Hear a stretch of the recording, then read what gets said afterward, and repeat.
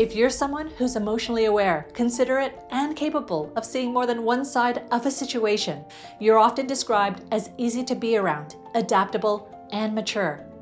You don't need to dominate situations, you don't rush decisions to feel secure, and you're generally comfortable adapting when it genuinely makes sense.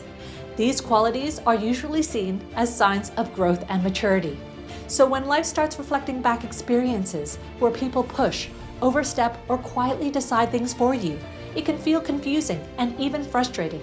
You're not acting from insecurity, and you're not giving up what matters to you.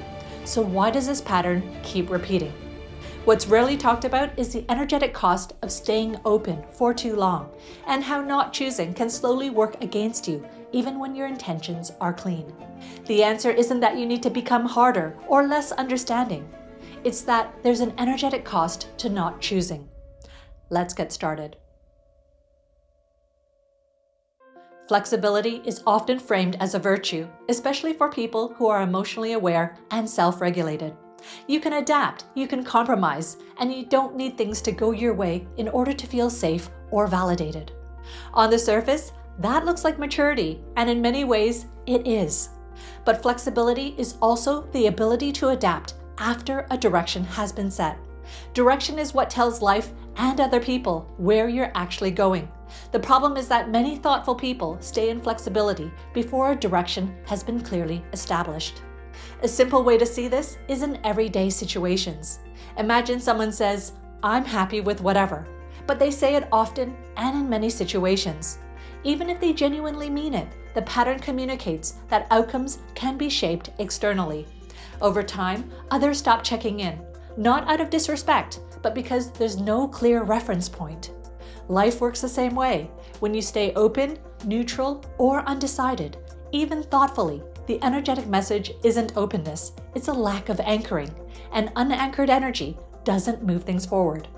That's why internal clarity isn't enough. You can know exactly what you want and still experience stagnation if that knowing never translates into a decision or an action.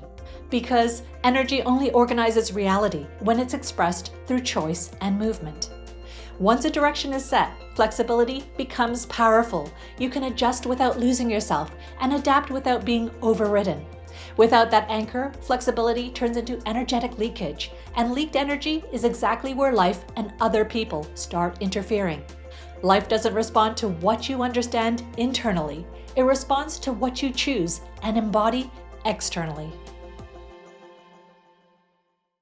When direction isn't clear, people naturally begin to test boundaries, not in an aggressive or malicious way, but in small, incremental ways.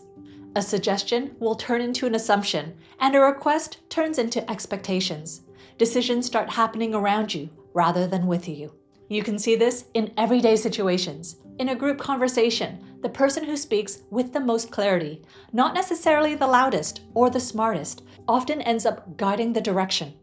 In a work setting, the individual who names a next step tends to be perceived as the decision maker, even if others are just as competent. Energetically, the same thing happens in personal dynamics. When your direction remains unspoken or unembodied, others sense space rather than structure. They step in, offer suggestions, take initiative, or even push slightly, not because they intend to override you, but because clarity hasn't anchored the situation. Over time, this creates a subtle imbalance. You remain internally grounded, yet externally sidelined. Respect doesn't disappear suddenly. It thins, and the more often your energy adapts without directing, the more life learns that it can move without consulting you.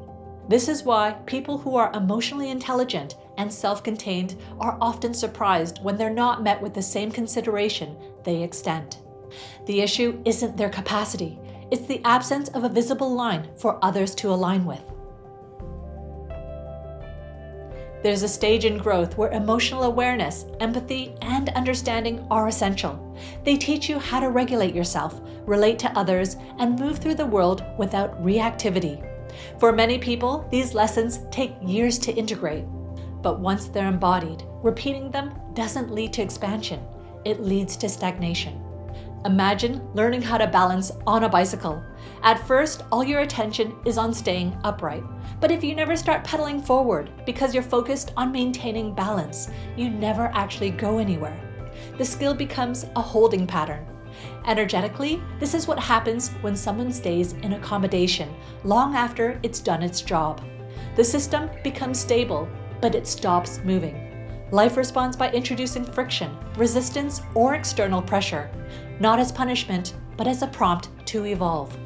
This is often the moment where decisiveness becomes the next lesson, not as force or dominance, but as movement. As the willingness to say, this is the direction I'm going, and allow reality to reorganize itself around that choice. And here's the key part: when you don't consciously step into that lesson, life will create situations that push you there anyway.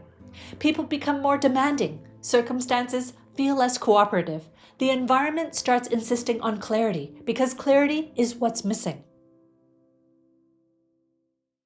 When you choose clearly, something interesting happens. People don't necessarily like it more, but they respect it more. The emotional friction reduces because there's nothing left to interpret. Your energy communicates direction, and others align or move out of the way. Clarity doesn't change your personality, it changes how energy moves around you. When a decision is made and embodied, there's a settling that happens, both internally and externally. Your system relaxes because it's no longer holding multiple possibilities open at the same time. You can feel this in simple, everyday moments. Think about the difference between saying, I'll see how I feel, and saying, I've decided, I'm doing this. Even before anything happens, the second choice carries a different weight. Your body responds differently, your attention sharpens, and energy gathers instead of scattering. This is why clarity often feels relieving rather than stressful once it's made. It reduces background noise. People know how to respond to you. Conversations become simpler. Situations organize themselves more efficiently. Not because everyone suddenly agrees with you, but because your direction removes ambiguity. And it's important to note, clarity doesn't mean you can't change your mind later. It means you're no longer asking life to hold everything open for you. You move, you respond to feedback, and you adjust from motion rather than hesitation. When energy is present, energy flows forward. When it's absent, energy circulates sideways into managing reactions, negotiating expectations, and quietly maintaining harmony. One leads to movement, and the other leads to fatigue and frustration. And over time, life always rewards the energy that moves. What's important to understand is that clarity isn't about becoming harder, colder, or less considerate. It's about reorganizing when a lesson has already been integrated and allowing yourself to move on to the next stage of growth. You don't lose your kindness by choosing. You don't lose your depth by being decisive. And you don't lose your empathy by moving forward. What you gain is momentum, direction, and a sense that life is responding to you rather than happening around you. When you choose clearly, your energy settles, people know where they stand with you, and the constant friction you've been managing quietly begins to dissolve. Not because you demanded anything, but because your direction became visible, allowing respect to stabilize, alignment to replace effort, and movement to unfold naturally. Thank you so much for watching. If you enjoyed this video, you need to watch my other video. You don't get what you want, you get what you are, where I go deeper into how your identity, not your intention, shapes the outcomes you experience, and why life always responds to energetic congruence rather than effort alone.